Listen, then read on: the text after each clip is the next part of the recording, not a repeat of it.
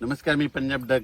खास करून तुम्हाला एक सांगू इच्छितो की सोलापूर जिल्हा, बीड जिल्हा, लातूर जिल्हा, धाराशिव जिल्हा, सांगली जिल्हा, त्याच्यानंतर सांगलीमध्ये आटपाडी, पंढरपूर, सांगोला त्या परिसरामध्ये काय झालं, पाऊस कमी होता. पण ह्या जिल्ह्यातले सर्व शेतकऱ्याला सांगू इच्छितो, तुम्ही घाबरू नका. आणखीन जवळपास 4-5 दिवस 25 तारखेपर्यंत म्हणजे यात्रेपर्यंत, पंढरपूरच्या यात्रेपर्यंत चांगला दररोज जोराचा पाऊस पडणार आहे. म्हणून धाराशिव जिल्हा, लातूर जिल्हा, बीड जिल्हा, त्याच्यानंतर सोलापूर जिल्हा, सांगली जिल्हा, त्याच्यानंतर आटपाडी, सांगोला त्या परिसरातले शेतकऱ्यांनी अंदाज लक्ष द्यायचा.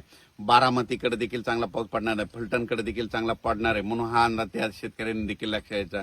त्याच्यानंतर कोल्हापूरकडे देखील जोराचा पाऊस आज सुरू होणार आहे, म्हणून कोल्हापूरच्या शेतकऱ्यांनी अंदाज लक्ष द्यायचा. साताऱ्याकडे देखील मुसळधार पाऊस पडत, कोल्हापूरकडे देखील पश्चिमेकडे मुसळधार पडणार आहे, म्हणून हे लक्ष द्यायचं.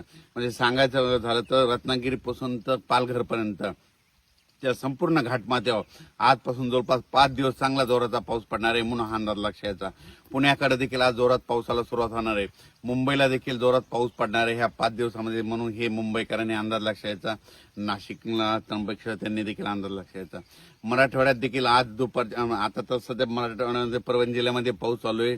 तर आणखीन तुम्हाला एक सांगतो, आज दुपारच्या नंतर परत जोराचा पाऊस पडणार आहे, म्हणून रात्री देखील जोराचा राहणार आहे, म्हणून हा मराठवाड्यातल्या शेतकऱ्यांना अंदाज लक्ष द्यायचा.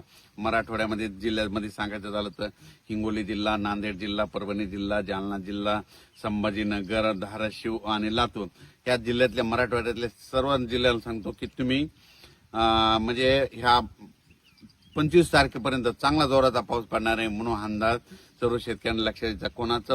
कोणताच गाव आणि कोणता भाग वंचित राहणार नाही. दररोज पाऊस पडणार आहे, फक्त वेगवेगळा भाग कव्हर करीत राहणार आहे, म्हणून हा अंदाज मराठवाड्यातल्या शेतकऱ्यांना लक्ष द्यायचा.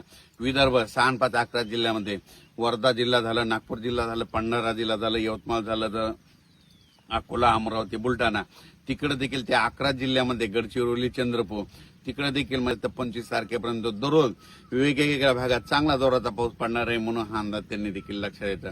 सर्वदूर एकदाच पडणार नाही, पण दररोज वेगवेगळा भाग कव्हर करत राहणार आहे, म्हणून हे लक्षात द्यायचं.